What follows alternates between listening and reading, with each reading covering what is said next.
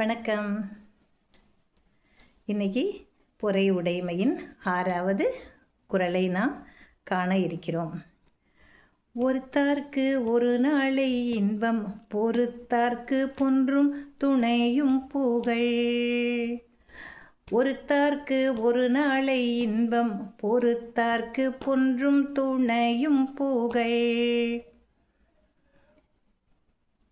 இப்போ நாமளே பார்க்குறோம், நிறைய விஷயங்கள் உலகத்தில் நடைபெற்று கொண்டு தான் இருக்கிறது. எனக்கு ஒருத்தன் தவறு செய்து விட்டான், தீமை செய்து விட்டான் அப்படின்னா அவனை நம்ம என்ன பண்ணணும்? ஒதுங்கி வந்துடணும்னு சொன்னேன். ஆனால் நம்ம என்ன பண்ணுவோம்? பதிலுக்கு பதில் ஒரு அடி அடித்தான்னா அடி, திட்டுனா திட்டு. அவன் என்ன செய்கிறானோ அதுக்கு பதில் நம்ம கொடுத்துருவோம், அவங்களுக்கு தண்டனை கொடுத்துருவோம். அப்போ தான் நமக்கு மனசு அப்பாடா அப்படின்னு திருப்தியாக இருக்கும், நல்லா தூக்கம் வரும். அப்போ அவன்கிட்ட சொன்னான்னா பதிலுக்கு நான் அவனை சொல்லிட்டேன் அப்படின்னு சொல்கிறது ஒரு பண்பு. என்ன சொன்னோடனே என்ன ஆகும்? நமக்கு மனசில் பாரம் குறையும். அவனை என்னமோ பெரிய பழி வாங்கின மாதிரி, ஒரு வீரதீர செயல் செஞ்ச மாதிரியான ஒரு மதர்ப்பு மனசுக்குள்ளே வந்துடும். அப்படியே நீ சொன்னியா, இந்தா பதிலுக்கு உன்னையும் நான் சொல்கிறேன். அது எவ்வளோ இழிவு. அவனே கெட்ட வார்த்தையோ மற்ற விஷயங்களோ செய்கிறானா, அதே மாதிரி நம்மளும் இறங்கி போனோம்னா சாக்கடையில் கல் விரிச்சா வீசுனா நம்ம மேலே தானே படுங்கிறது தெரியறதில்லை. பதிலுக்கு பதில் அவனுக்கு தண்டனை கொடுத்துட்டு பெருமையாக இருக்கிற மக்கள் இருக்கிறார்கள். அவர்களுக்கு அன்னைக்கு மட்டும் சந்தோஷம். ஏன்? இன்னைக்கு அவன் என்ன சொன்னானோ அதுக்கு பதிலை நான் செஞ்சிட்டேன், அப்பா நிம்மதியாக இருக்குடா அப்படின்னு சொல்லிட்டு என்ன பண்ணுவான்? சந்தோஷமாக போ. ஒருத்தார்க்கு ஒரு நாளை இன்பம் பொறுத்தார்க்கு பொன்றும் துணையும் புகழ். இதை மாதிரி செய்யக்கூடிய தற்குறிகள்லாம் இருக்குல்ல, அந்த தற்குறிகள் செய்யறதெல்லாம் நம்ம கண்டுக்காமல், இது தற்குறித்தனம் தான், இதுக்கிட்ட போய் பேசி பிரயோஜனம் இல்லை. செவுத்தில் போய் முட்டினாக்கா யாருக்கு வலிக்கும்? நமக்கு தான் வலிக்கும். சாக்கடையில் கல் வீசினா அது நம்ம மேலே தான் தெளிக்கும்.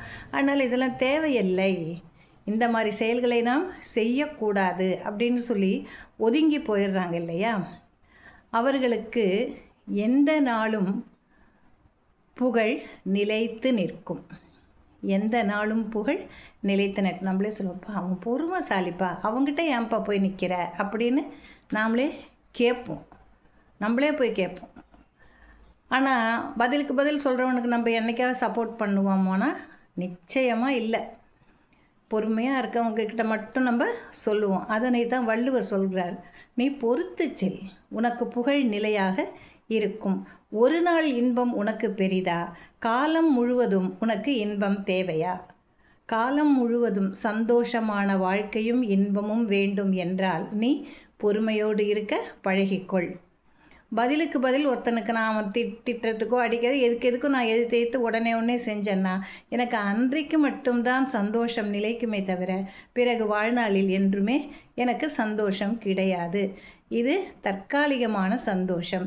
நிரந்தர சந்தோஷம் என்பது பொறுமையோடு இருத்தல் என்று வள்ளுவ பெருந்தகை அழகாக இந்த குறளில் கூறியிருக்கிறார். ஒருத்தார்க்கு ஒரு நாளை இன்பம் பொறுத்தார்க்கு பொன்றும் துணையும் புகழ். எந்த நாளும் புகழ் நிலைத்து நிற்கும் என்கிறது வள்ளுவம். நன்றி. அடுத்த குறளில் நாளை நாம் சந்திக்கலாம்.